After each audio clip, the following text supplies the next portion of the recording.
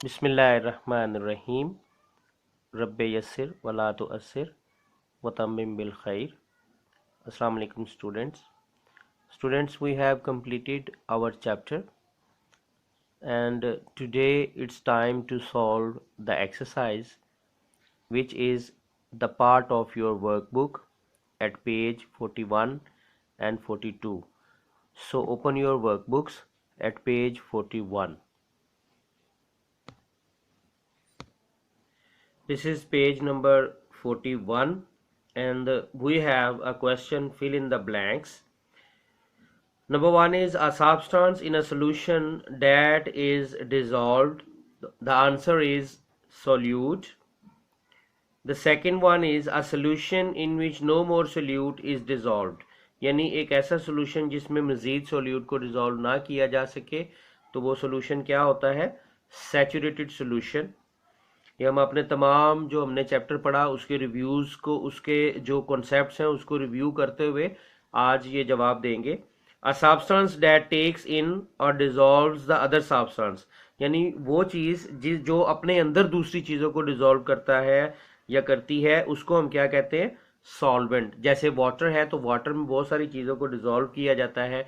या एक specific example में अगर हम सॉल्ट ले लें और उसको पानी में हम डिजॉल्व करें तो जिसने डिजॉल्व किया वो क्या कहलाता है? सॉल्वेंट यानी कि water. A solution with less quantity of solute, हमने एक कॉन्सेप्ट लिया था डाइल्यूट सोल्यूशन और कंसंट्रेटेड सोल्यूशन. और एक ऐसा सोल्यूशन जिसमें ज़्यादा क्वांटिटी होती है सोल्यूट की उसको हमने कहा था कंसंट्रेटेड. तो यहाँ पर फिर क्या आएगा? Dilute solution.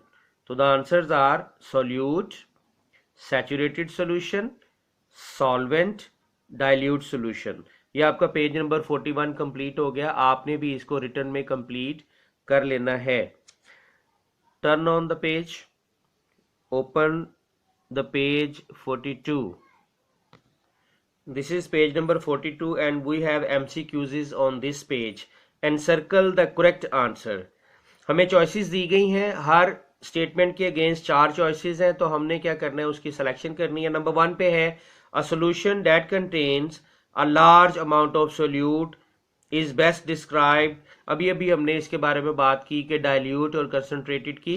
तो जिसमें लार्ज अमाउंट होती है सोल्यूट की सोल्यूशन में, ऐसे सोल्यूशन को हम क्या कहते हैं? कंसंट्रेटेड. तो वो कंसंट्रेटेड सॉल्यूशंस कहलाता है ना.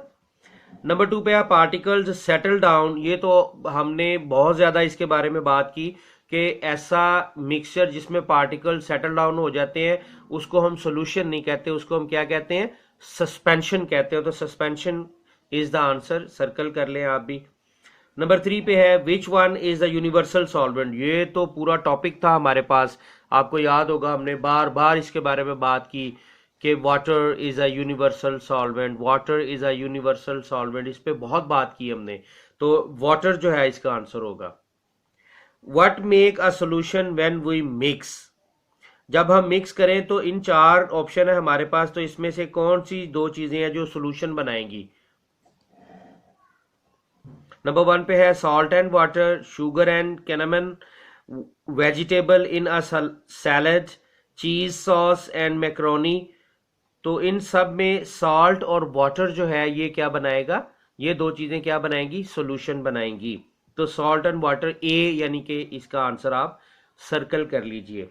Which one of the following increases the solubility of a gas in a liquid.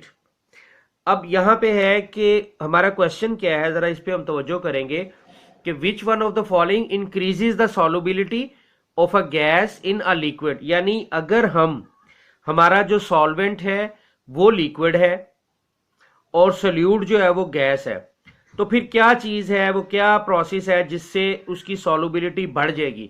आपको याद होगा जब हमने सॉल्युबिलिटी का टॉपिक पढ़ा था तो at the end of the page, उस पेज के ऊपर हमने एंड पे पढ़ा था कि ये एक बड़ी इंटरेस्टिंग बात है कि जब गैस जो है वो सोल्यूट हो और कोई लिक्विड जो है वो हमारा सॉल्वेंट हो तो उलट प्रोसेस होता है. क्योंकि नॉर्मली तो इंक्रीज इन टेम्परेचर से क्या होता है? सॉल्युबिलिटी बढ़ जाती है सब्सटेंसेस की.